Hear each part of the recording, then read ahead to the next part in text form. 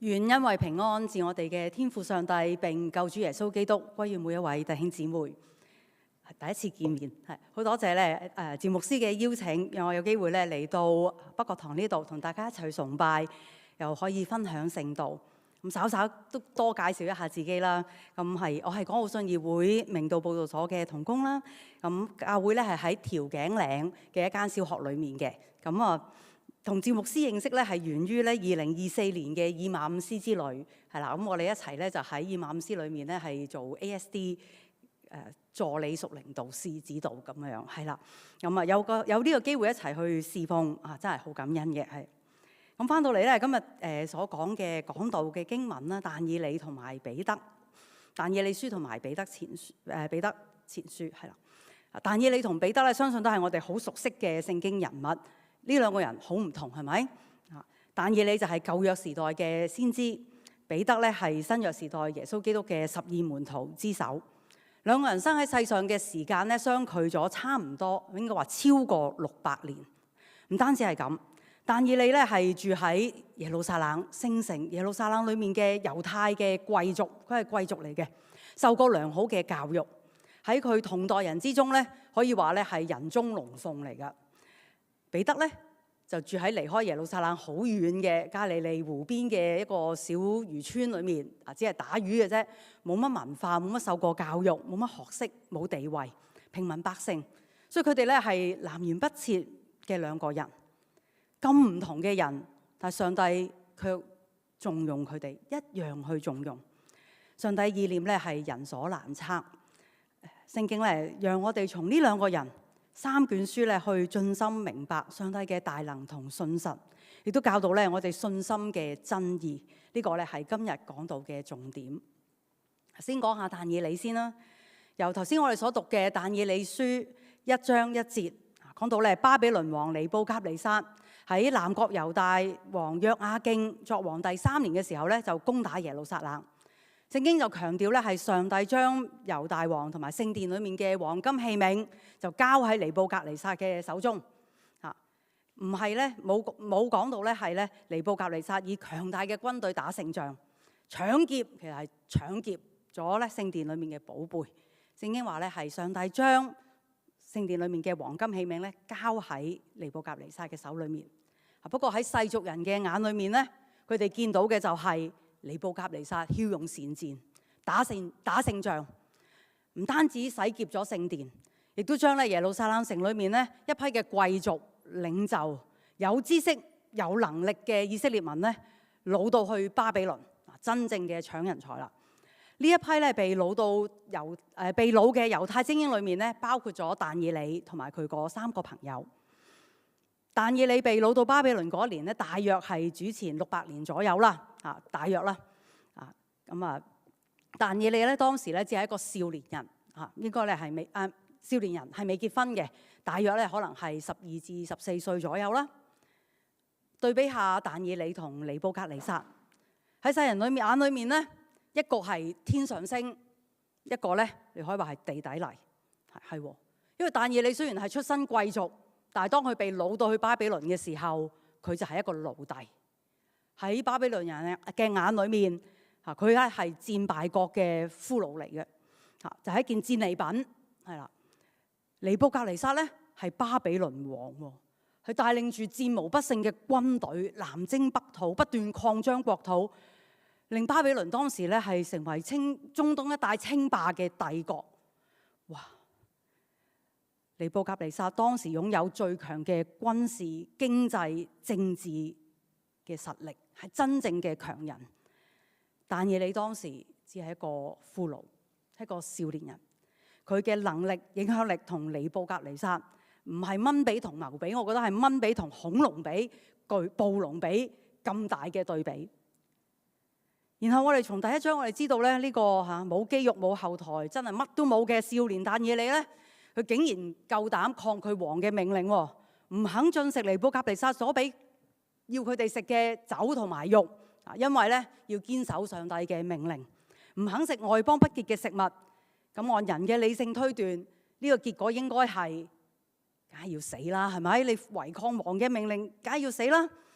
我知道大家咁熟悉聖經嘅故事咧，就一定知道結果咧。但以理只係食素菜同埋飲水咧，竟然咧都肥肥白白，仲好過仲靚仔過壯健過嗰啲咧食肉嗰啲咁於是咧就唔使食外邦嘅肉啦咁樣。咁當然呢一個咧係上帝嘅保守啦。講咁耐，不停嘅將尼布甲尼撒同但以理去對比，想講咩？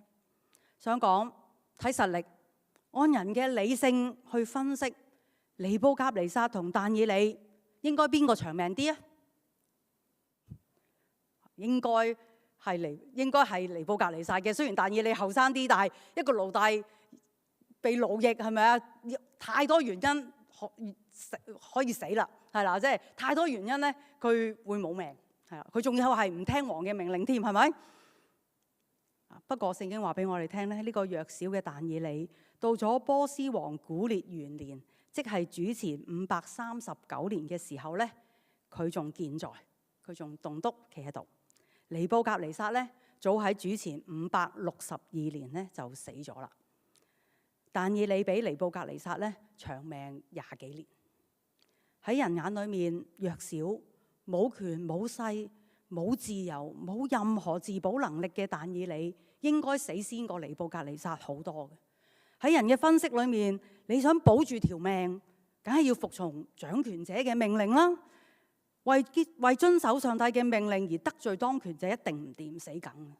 不過聖經係要開我哋嘅眼睛，睇到嗰位超越一切嘅上帝，睇到超越地上事情嘅真理，睇到嗰位創造天地嘅上帝先至係世界獨一掌權者，唔係人嘅能力、權力，甚至帝國，我哋可以依靠，讓我哋可以站立得穩。唔係，我哋係要依靠上帝，好似但以理一樣。強人尼布甲尼撒一早就已經倒下，冇權冇勢嘅但以理生勾勾棟篤企喺度。係唯有上帝係超越一切嘅真神。地上嘅強國不斷更替，喺巴比倫之前，其實主前700年左右，中東最強嘅係亞述。北國以色列咪俾亞述滅咗嘅咯，但係唰一聲，亞述就俾馬代所滅。馬代可能冇乜點聽過喎，馬爾代夫就識，嗰個唔係馬爾代夫，係馬代，係啦。因為呢個馬代王國其實更短，又係唰一聲就俾巴比倫所滅啦。喺主前600至到500幾年咁上下啦，巴比倫係當世無敵嘅超級強國嚟嘅，就好似今日嘅美國咁樣。你想象唔到咧，美國突然間會亡國咁樣。就係唰一聲，呢一個巴比倫就俾波斯所滅。嗰個就係波斯王古列。佢吞併咗巴比倫之後，建立咗波斯王國。波斯王朝之後，世界嘅霸主可能我哋比較熟悉啲嘅亞歷山大，希臘嘅亞歷山大大帝。然後有更強嘅羅馬帝國，全部都係稱霸一時天下嘅帝國。今日喺邊度呢？灰飛煙滅，一早已經冇咗，連名都幾乎冇人識得，冇人記得。小小嘅以色列國喺主前587年就亡國，係主前587年。以色列民一直被其他國家所統治，曾經聚居喺以色列本土，然後又流散到世界各地。呢個咁少嘅民族亡國超過2000年，應該早就消亡咗啦。與其他民族融為一體，就好似今日好難揾，即係其實今日揾唔到純正嘅鮮卑人，或者鮮卑呢個民族你冇啦啊！匈奴、羯、鮮卑，我數唔晒，即係嗰胡亂話嗰啲民族已經融合咗啦。但係以色列喺亡國2000幾年之後，喺1948年復國，成為今日嘅以色列。不過要強調，咁唔等於咧以色列所做嘅一切係啱嘅嚇。我翻嚟先，屬人嘅政權，我想講嘅屬人嘅政權勢力，眨下眼就過去。屬上帝嘅子民會經歷苦難，甚至以千年計算。但係上帝嘅應許永遠信實，上帝一定拯救。就正如咧有首詩歌所寫，永恆的主超越我短暫人生，或者咧我未見到主嘅應許實現，因為我係有限嘅人，我嘅生命好短暫。但係永恆嘅主超越我短暫人生。今日我可能未見到主嘅幫助或者拯救，但係我哋仍然可以堅守信心，堅守主嘅教導。但以理喺堅持唔食巴比倫王嘅肉嘅時候，佢只係一個10幾歲嘅少年，啱啱被擄，國破家亡，成為奴隸。上帝嘅拯救喺邊度？見唔到喎。如果上帝係咁大能嘅，我哋點會亡國啊？可能係咁諗，有人可能係咁諗，但係佢仍然堅持遵行上帝嘅教導，佢就經歷上帝奇妙嘅幫助。食蔬菜唔食肉，竟然比食肉嘅更健壯。佢更加經歷落入獅子坑不受侵害，上帝嘅真實嘅保護。係，但以理曾經經歷上帝奇妙嘅拯救，我相信佢一定都好想上帝以大能大力拯救以色列民脫離巴比倫王嘅手嘅。但係上帝冇即時將佢拯救出巴比倫，讓佢脫離奴隸嘅捆鎖，重獲自由。上帝救佢脫離獅子坑，但係冇救佢離開巴比倫。上帝冇解釋點解咁樣，但以理可能未必明白。但係即使上帝冇拯救佢脫離巴比倫，佢依然堅守信心。呢個就係即或不然嘅信心。就好似佢嗰3個朋友，當被掟就好似佢3個朋友，佢雖然被掟入火窯，但係依然都堅持唔會拜尼布甲尼撒巴比倫王一樣。今日嘅講題係從但以理到彼得，又講到彼得啦。我哋知道咧，頭先所講彼得係新約時代耶穌嘅門徒。生喺但以理之後大約600幾年。當彼得寫彼得前後書嘅時候，係耶穌基督復活升天之後，基督徒咧大受逼迫嘅時候，猶太人同羅馬皇帝大規模咁搜捕基督徒，堅持認耶穌係基督嘅，係真神，堅持唔肯跪拜羅馬皇帝嘅忠心信徒，唔單止要坐監，為主殉道嘅都唔少，包括12門徒之一嘅雅各，就係約翰嘅哥哥。因為大受逼迫，信徒大批逃離耶路撒冷，去到唔同嘅地方，就頭先我哋所讀嘅散居喺加拉太、加帕多家等等嘅猶太信徒。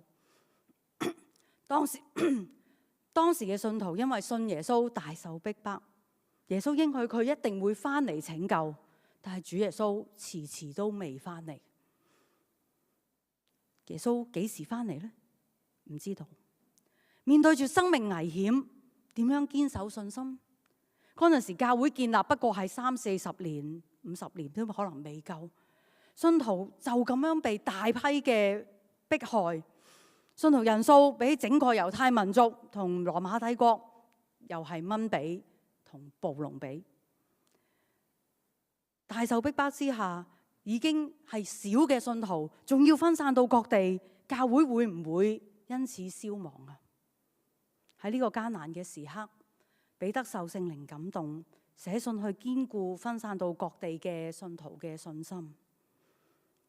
彼得話：雖然你們必須在百般試煉中暫時憂愁，你們仍要為此喜樂，使你們的信心既被考驗，就比那被火試煉仍然能壞的金子更顯寶貴，可以在耶穌基督顯現的時候得着稱讚、榮耀、尊貴。同但以理一樣，彼得勉勵信徒唔好單睇眼前嘅逼迫同危險，要見到嗰一位見唔到嘅主耶穌，係時刻與我哋同在，時刻看顧保護我哋嘅主耶穌，要將一切嘅憂慮卸俾佢，因為佢顧念我哋。係教會喺信徒受到嘅迫害係唔公平、唔公義嘅。我哋會問上帝：點解你容讓忠心信徒受到咁樣嘅屈辱、折磨、逼迫？主耶穌，點解你唔彰顯大能，立即拯救呢？今日我哋再讀彼得前後書，相信感受好深。彼得寫呢封書信嘅時候，就係教會正面對住狂風暴雨、洪水猛獸，人睇起上嚟隨時要消亡嘅時候，佢受聖靈感動，憑信心去勉勵信徒，堅守信仰。當時可能見唔到教會可以點樣堅持落去，真係憑信心。到今日，我哋知道消亡滅亡嘅唔係教會，係羅馬帝國。羅馬帝國一早已經滅亡咗。教會建立之後，其實唔知受過幾多次，有幾多人、幾多個政權逼迫教會，但係教會屹立到如今。如果唔係耶穌基督嘅保守，冇可能。主嘅應許係幾咁嘅信實。今日咧係韓國人裏面，今日韓國啦、南韓啦，有近30%嘅韓國人咧宣認自己係基督徒，係信耶穌嘅。咁啊，包括咗天主教徒同埋基督徒。不過喺19世紀同埋之前，即係19世紀之前咧，韓國嘅皇帝咧係極度敵視基督宗教嘅，基督徒咧係要被處死嘅。但係喺咁大嘅逼迫裏面咧，信徒咧冇滅絕，亦都咧冇退縮。第一位韓國人嘅神父係金大建神父，佢咧係喺1846年咧喺韓國殉道嘅。金神父咧，佢生於1821年，佢本嚟係貴族嚟嘅，係韓國貴族。佢出生咧喺一個歸信耶穌嘅基督教嘅家庭，佢阿爺咧係基督徒，都係貴族啦，係殉道嘅。佢爸爸咧都係咧喺迫害中殉道。金神父喺佢15歲嘅時候咧接受洗禮，然之後咧佢去咗中國嘅澳門，佢去咗澳門嘅一所修院嗰度咧去讀神學。6年之後咧，佢神學畢業啦。1845年就畢業，經滿洲里就返到佢嘅祖國。然後咧，佢又去咗上海，喺上海咧被祝聖成為神父嘅。1846年，金神父咧當時咧係24歲。1846年咧，佢由上海返到家鄉，佢就被委派咧安排接更多嘅傳教士咧由海路進入韓國，要咧躲避邊境嘅巡捕。佢後嚟就被捕，好快其實就被捕，受盡酷刑，最後係喺漢城附近嘅漢江咧係被斬首嘅，年僅25歲。當時佢成為神父只係1年啫，只係1年。1846年，金大建神父殉道。明洞聖堂今日喺首爾一座好大嘅聖堂，明洞聖堂好多人都會去嗰度嘅。明洞聖堂係喺1892年，即係金神父殉道之後40幾年奠基，1898年建成，亦都係金神父殉道之後52年建成。由信耶穌就要死。到喺首爾建成一座咁大嘅教堂，相差只係50年，係一個好短嘅時間。你點想得到？我諗到嘅就係主耶穌點解唔保護金神父，讓佢當時25歲，50年之後都係70幾歲。如果係金神父去建立呢個教堂，係咪幾咁嘅美好啊？但係上帝唔係咁樣嘅計劃，我哋答唔到點解金神父只係成為神父1年，返咗去韓國只係一個好咁短嘅時間就殉道。但係金神父或者所有傳教士佢哋所作嘅工絕對冇白費。50年之後，明洞聖堂就落成喺首爾。我有機會咧，幾年前去到明洞聖堂嗰度，即係去韓國旅行啦。咁啊，有機會就坐喺明洞聖堂裏面。咁嗰日咧，佢哋係早上嘅彌撒，都有50幾60人，或者甚至即唔夠100咁，但係都幾十人坐喺聖堂裏面咧，都幾多人。當時係大約10點左右咁樣。咁啊，佢哋嘅彌撒我當然乜嘢都聽唔明啦，淨係聽到，不過有2個字聽得明嘅，就係耶穌 Maria， 耶穌 Maria。我知係耶穌瑪利亞，但一路聽咧，我突然間覺得好感動。個感動係我一句都聽唔明，耶穌全部都聽得明。我講嘅嘢，南韓人一句都聽唔明，但係耶穌全部都聽得明。耶穌基督係教會嘅根基，教會會受逼迫嘅，教會咧會落入一個極大嘅困難嘅裏面，似乎咧要消亡。不過，我哋所信嘅呢一位耶穌係幾咁嘅信實可靠，經歷教會由2000年前初建立到如今，經歷幾多嘅劫難，屹立到如今。弟兄姊妹，今日我哋面對嘅困難同挑戰，同樣都係巨大同真實嘅。我哋可能正係面對住極大嘅不公義，受到唔公平嘅對待，甚至係屈辱。我哋可能工作好困難，老闆無能、偏心、同事卸責、吞撲、自由戰士唔係自由騎士，應該係 free rider， 做到處都係豬隊友。可能我哋會覺得前景不明，可能係人際關係嘅決裂、疏遠、唔滿足、冇出路，身心疲憊，信心跌宕到唔知點樣去堅持，唔知點解要堅持。弟兄姊妹，上帝係信實嘅，主耶穌咧應許我哋可以將一切嘅憂慮卸俾上帝，因為佢顧念我哋。從但以理到彼得，佢哋各自都面對自己所身處嘅時代嘅困難同埋逼迫，堅守信仰從嚟都冇容易過。但係從但以理到彼得，一代又一代嘅信徒都曾經經歷上帝奇妙嘅幫助同拯救，以至到可以繼續站立得穩，堅守信仰。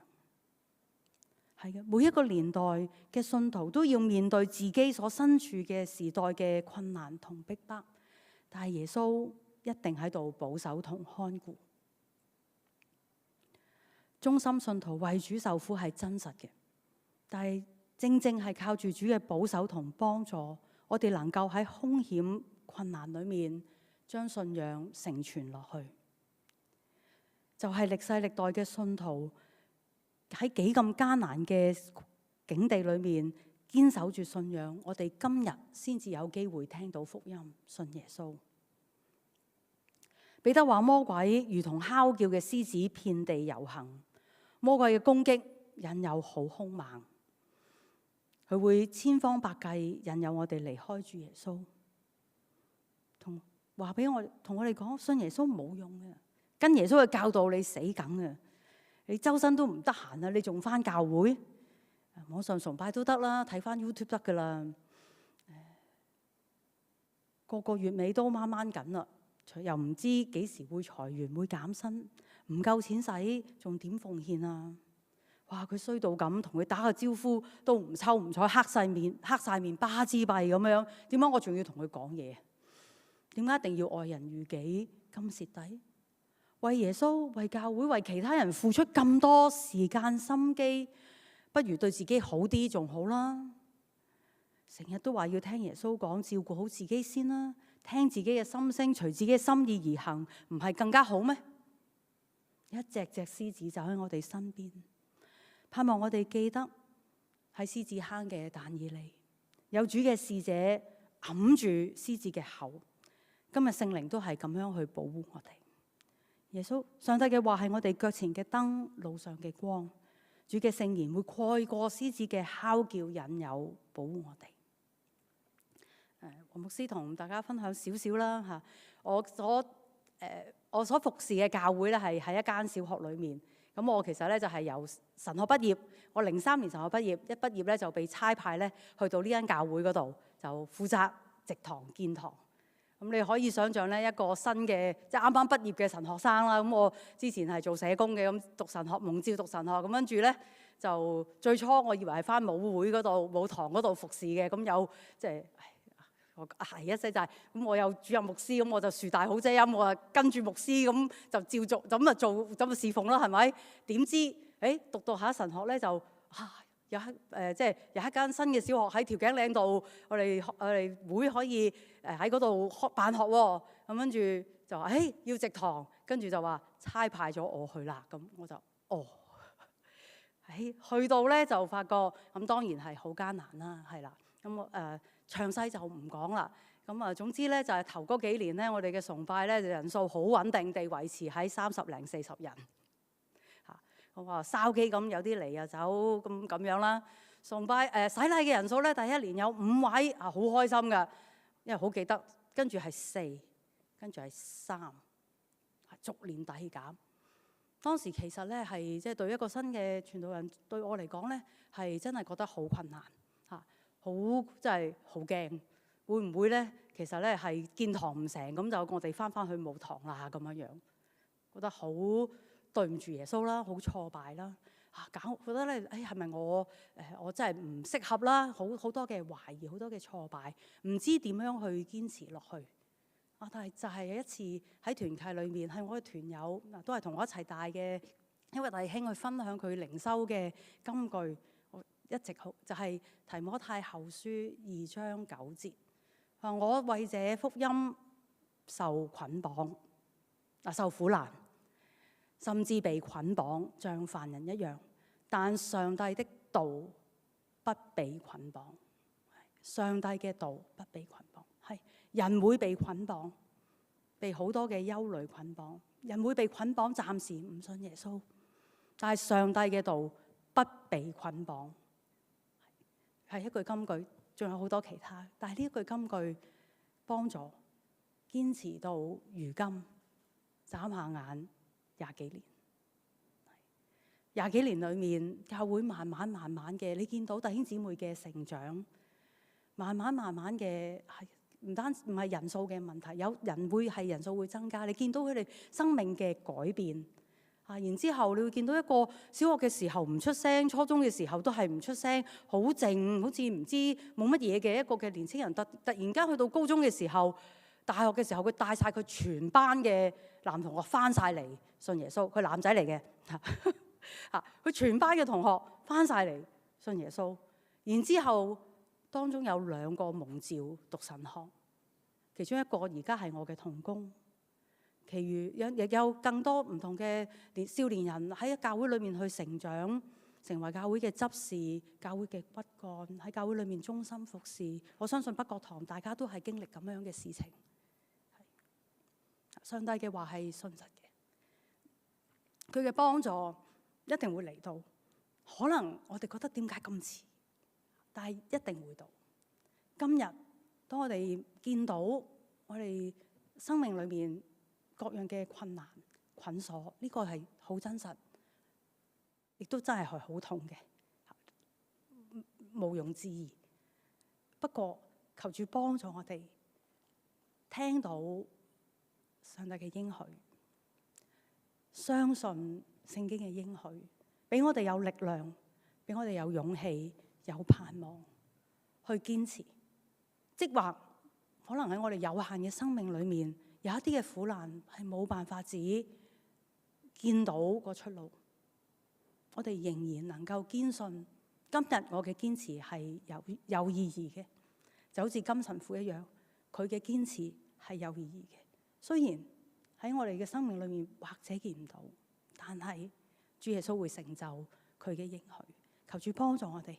俾我哋勇氣、力量、盼望，願一切嘅榮耀、頌讚歸於愛我哋，又為我哋死而復生嘅基督耶穌。阿門。